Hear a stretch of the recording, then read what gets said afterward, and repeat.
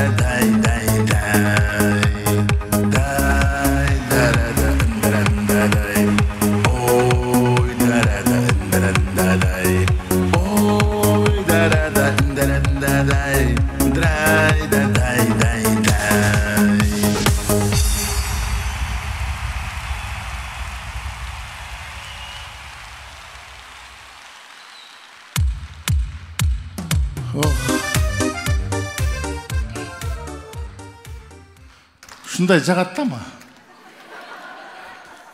Арқаға билетіп, мен тамаша айтып отыр, арқама қантып билетем. Кішіне болса нанай деп ұртап қойдым. Сөзі қандай екен, жақсы екен? Сөзі қымбатшылық жөнді. Неге нанай дейсің деген сөз та мындай. Қош келістер туғандар, қуаныштамын. Келген адамыстарға гүл шықсын.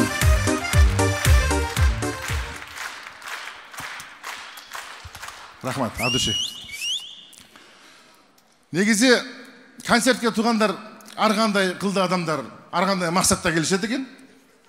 Білеміз, Бекбай екеуістің концертіне жалаң аккордеон сүйгендер, анан Бекбай екені сүйгендер баршады. Гүлжігіт екеуіс концерт қойса, жалаң биді сүйгендер келшеді. Анан, аялына тарынғандар, қайралы Ошамамет аялы күйесіне тарынғандар, наразылар келшеді да. А менің концертіме кімдер? Иммунитеті түшкендер.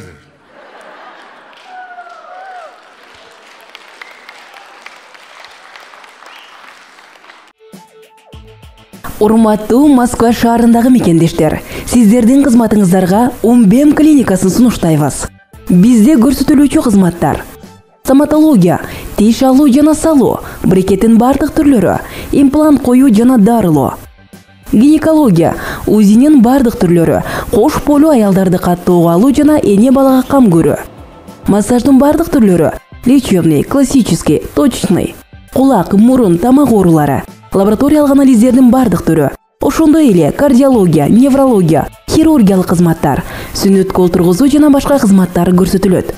Бизден дарек Москва шаары, метро Нахимовский проспект, Сивашская көчөсү 7, корпус 2.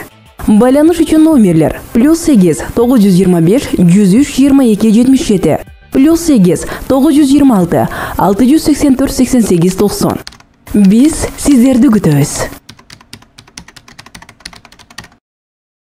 Чын, акыйкат, мен дагы концерт коюш үчүн биринчи тема кой дешти.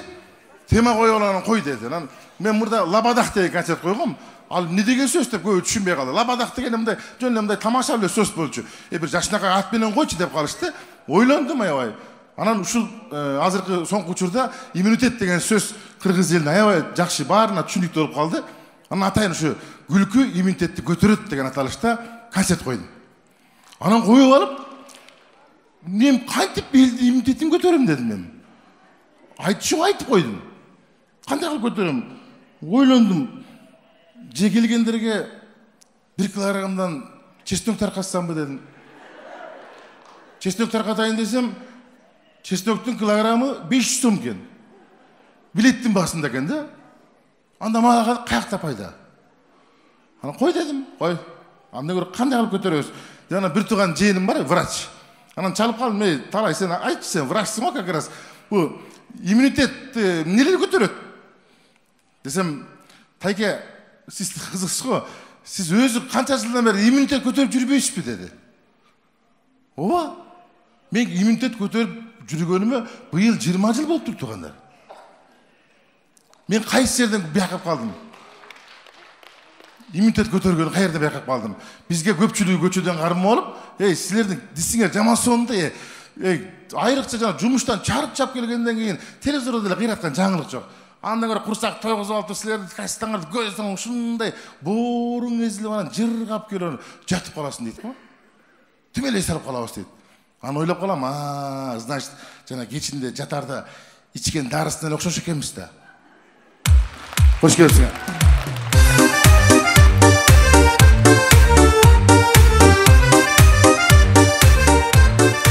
Рахмат. Көрүп алып, таң каласыңар керек. Бул кышында дедим, эмне эле былчылдап эле тердеп атат депчи.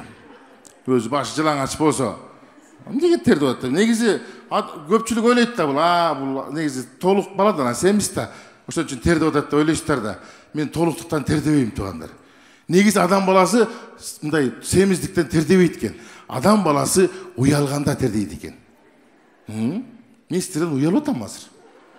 Чын кадимгидей уялып атам. Мен эле эмес, сиздер деле уялчаксыздар. Биз баардык кыргыз уялчак. Мына маршруткага түшкөндө көбүрөөк байкайм.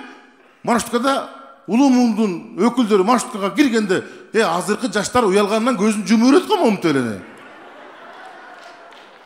Анча мынчалары астакалдардын бетин карай албай, конечно кечем мунту айнекти карап кетет мунту. Башкача. Ошон үчүн турганда.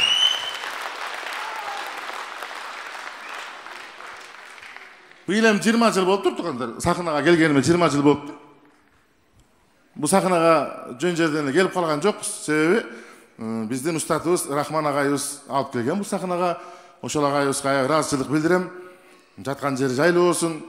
Негизи ушундай бир улуу инсан эле мен үчүн элем өзүнүн баасын берет. Мен үчүн аябай улуу инсан эле. Бул сырдуу кишинин тагдыры да аябай сырдуу болду да. Бул киши жөнүндө айтпасам болбойт эми туугандар. Ушундай бир сырдуу киши экен. Өзү аябай 5ке жакын болду. Өзүңүздөр билесиздер, мына 55-жыл туулган, өзү деле айтып калат эле 5ке жакынмын мен деп. Жашоосу 5тен башталган өмүрү, агайымдын өмүрү 6 менен бүттү да. Байкагыла 55-жылы 5-айда туулган. Таң алыштуусу 5 ай алган. Ушунду айтат өзү, мен эмес, өзү айтчы. 5 жолу чоң проекттер өткөргөн, 5лик деген театр ачкан, анын ичинде дагы 5 группа ачкан. Бүт жашоосу 5ке да, бүт эле 5. Ортодо проекттерди карагыла, кыргым карткан кыргыз күлкүлөрү, уланып күлкү коюн сахнада кудулдар жана аялы, бири урчу, бири кудул, элтраза элсинчи, кудулдар кулатуусу деген 5 долбоор өткөрдү. Мамлекеттик деңгээлде да бийик долбоорду өткөрдү бул киши. Ушундай бир залкар инсан эле. 5лик деген театр ачып туруп, 5 тапан, 5лик, 5 айры, 5 абашка, 5 кемпир, 5 көкүл деген 5 группа ачты. Бардығын 5-тен кылып келет да ошо кишичи. Анан кандайдыр бир убактарда 6-га өттү.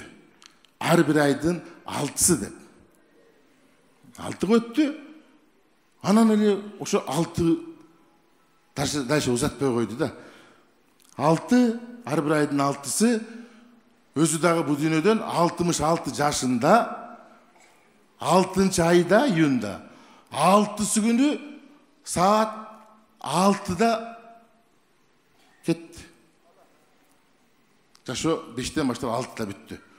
Бул киши ушундай бир биз эми жакындан билебиз, ушундай табышмактуу киши эле. Даже Рахмандын агайдын канча баласы болсо бардыгынын ар бири менен бирдей сүйлөшөт эле да. Ушундай кыйын киши эле. Агайдын ар дайым иммунитетин түшүрүп кайра көтөрүп турган агайдын бир Жайна деген бир кызы бар эле. Гүлжайна деген. Ошол бир жолу жынсы шимал болуптур, юбка алып келип, кийип келген экен, жынсысы кыйшы экен, балдардын баардыгы күлүп калды. Алды юбкаң кыйшы экен деди эле. Шалап кетти, прямо агайдын алдына барып, эми кыз бала да бар, эркелеп, агай, карап коңузчу, менин балдар юбкам кыйшык деп атат. Не, юбкам кыйшык бекен деп, жамбашын көрсөттү. Агай, эч жанында мындай көңүлгө албай мындай карап, юбкаң жашынакай эле экен, жамбашың өзү кыйшык экен деди.